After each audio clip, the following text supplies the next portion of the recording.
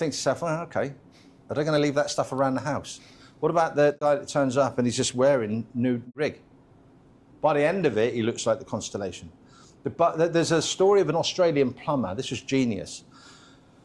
And he was on the way to a black tie event, and a client called him that he'd just done a job for. And she gave him a bell, and he's like, look, all right, I can come around and can sort that out. And he turned up in a DJ. And it literally was a case of tighten the screw, leak stopped, crisis averted. And she then put a post out about the black tie plumber. He then went out, his guys were wearing their dungaree type of things, and they then started to wear T-shirts with a black tie emblem on the top of the T-shirt.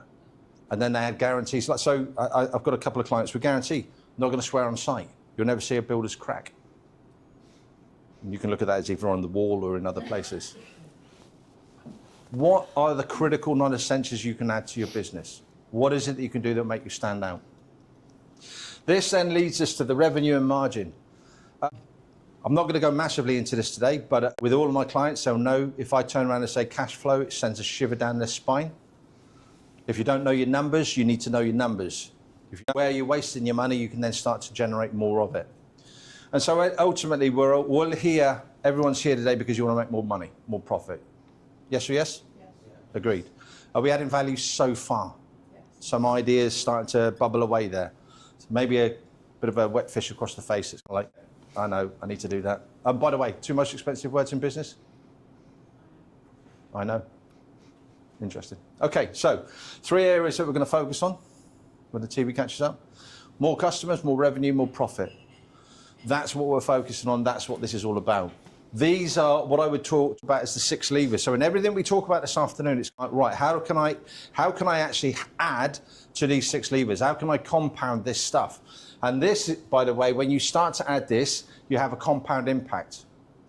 It grows through Newton's 7th law or whatever. I think he said the 7th or 8th law is going to be compounding. That's what this is all about. So when I put this one up, what I want you to look at this, and again, I would ask you to trust me on the maths, but again, you've got this in your own book. I'd recommend that when we do this particular workbook session is to do the numbers. Anybody have these numbers, by the way? Anybody know your lead generation, conversion, transactions, average sale, margins?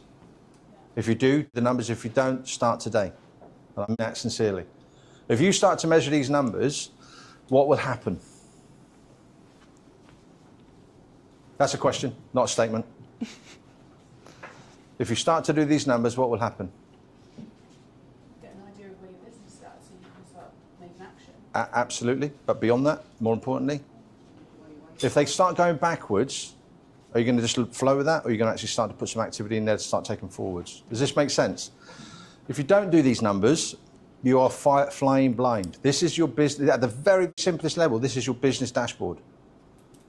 Now, when you start to look at these numbers, and you can see how the compounding works. So again, the conversion rate is 25%. If you take it up by 10%, you're adding 210 clients to what you're doing. Now, my point on this, the reason I put those percentages in, going away today, could you do 10% more, and arguably 100% more if you're not doing it at all, in these areas?